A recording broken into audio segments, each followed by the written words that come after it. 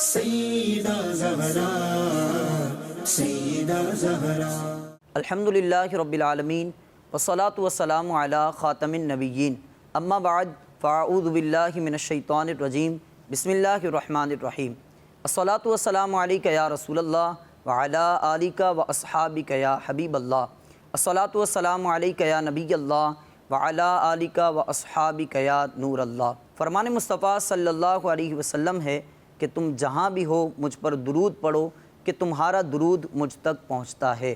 صلو علی الحبیب صلی اللہ علی محمد صلی اللہ علیہ وسلم۔ مدنی چینل کے ناظرین، آج ہم خاتون جنت حضرت سیدہ فاطمۃ الزہرا رضی اللہ عنہا کا مختصر تعارف سنتے ہیں۔ آپ رضی اللہ عنہا کا نام فاطمہ، آپ کا لقب زہرا اور بطول ہے۔ آپ رضی اللہ عنہا کا بچپن شریف اور زندگی کا ہر لمحہ نہایت ہی پاکیزہ تھا، اور کیوں نہ ہو کہ اللہ پاک کے آخری نبی محمد عربی صلی اللہ علیہ وسلم اور ام المؤمنین حضرت خدیجۃ الکبریٰ رضی اللہ عنہا کی آغوش رحمت میں آپ نے تربیت حاصل کی ہے۔ دن رات اپنے والدین کی پاکیزہ زبان سے پاکیزہ اقوال سنا کرتی تھیں۔ آپ نہایت ہی عبادت گزار، متقی اور پاک باز خاتون تھی، اسی لیے آپ رضی اللہ عنہا کو عابدہ، زاہدہ اور طاہرہ کہا جاتا تھا۔ آپ رضی اللہ عنہا اخلاق و اطوار، گفتار و کردار میں پیارے آقا صلی اللہ علیہ وسلم سے بہت مشابہت رکھا کرتی تھی۔ ام المؤمنین حضرت عائشہ صدیقہ رضی اللہ عنہا فرماتی ہیں کہ میں نے اللہ پاک کے آخری نبی صلی اللہ علیہ وسلم کی پیاری صاحبزادی حضرت فاطمۃ الزہرا رضی اللہ عنہا سے بڑھ کر کسی کو عادات و اطوار، سیرت و کردار اور نشست و برخاست میں پیارے آقا صلی اللہ علیہ وسلم سے اس قدر مشابہت رکھنے والا نہیں دیکھا۔ حضرت سیدہ خاتون جنت فاطمۃ الزہرا رضی اللہ عنہا کثرت سے عبادت کیا کرتی تھیں۔ حضرت امام حسن مجتبیٰ رضی اللہ عنہ فرماتے ہیں کہ میں نے اپنی والدہ ماجدہ حضرت سیدہ فاطمۃ الزہرا رضی اللہ عنہا کو دیکھا کہ آپ ساری رات عبادتی کیا کرتی، یہاں تک کہ فجر کا وقت ہو جایا کرتا تھا، اور میں نے اپنی والدہ ماجدہ حضرت سیدہ فاطمۃ الزہرا رضی اللہ عنہا کو ہمیشہ دوسرے مسلمان مردوں اور عورتوں کے لیے دعا کرتے ہوئے سنا۔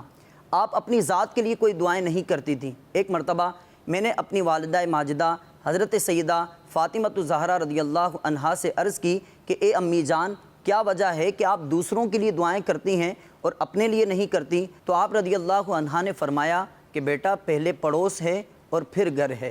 جس طرح آپ نماز سے اس قدر محبت کیا کرتی تھی، اسی طرح تلاوت قرآن سے بھی بڑی محبت تھی۔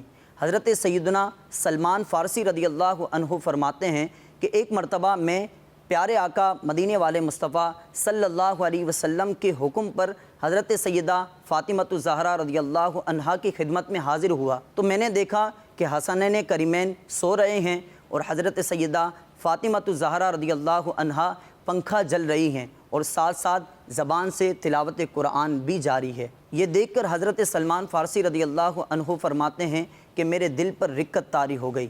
تو میرے محترم اور پیارے اسلامی بھائیوں، جس طرح وہ نماز سے محبت کیا کرتی تھیں، تلاوت قرآن سے محبت کیا کرتی تھیں، اسی طرح دوسرے مسلمانوں کے ساتھ بلائی اور خیر خواہی کیا کرتی تھیں۔ حضرت سیدہ فاطمۃ الزہرا رضی اللہ عنہا کی شان و عظمت کا ایک پہلو یہ بھی ہے کہ آپ ہمیشہ سادگی اختیار فرمایا کرتی تھیں، غریبوں کے ساتھ غمخواری اور ملنساری سے پیش آیا کرتی تھیں۔ آپ رضی اللہ عنہا کم کھانا کھاتی اور جو ملتا اسے دوسروں پر قربان کر دیا کرتی، اور خود فقر و فاقہ کی زندگی بسر کیا کرتی تھی۔ یہاں تک کہ جس مکان میں آپ رہتی تھی وہاں زیب و زینت کا نام و نشان نہیں تھا۔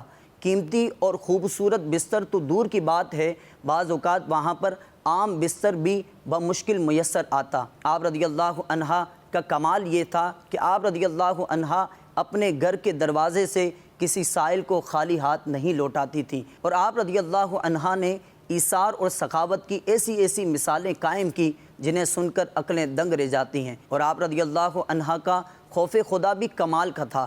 اسلام کے چوتھے خلیفہ حضرت علی المرتضیٰ شیر خدا کرم اللہ تعالی وجہ الکریم فرماتے ہیں کہ جب آپ رضی اللہ عنہا کا موت کا وقت قریب آیا تو آپ نے یوں وصیت فرمائی کہ جب میں اس دنیا سے رخصت ہو جاؤں تو مجھے رات کے وقت دفنانا تاکہ کسی غیر مرد کی نظر میرے جنازے پر نہ پڑے۔ اللہ پاک کے آخری نبی محمد عربی صلی اللہ علیہ وسلم کے وصال ظاہری کے تقریباً 5 یا 6 ماہ بعد 3 رمضان المبارک 11 ہجری میں آپ رضی اللہ عنہا کا وصال ہوا۔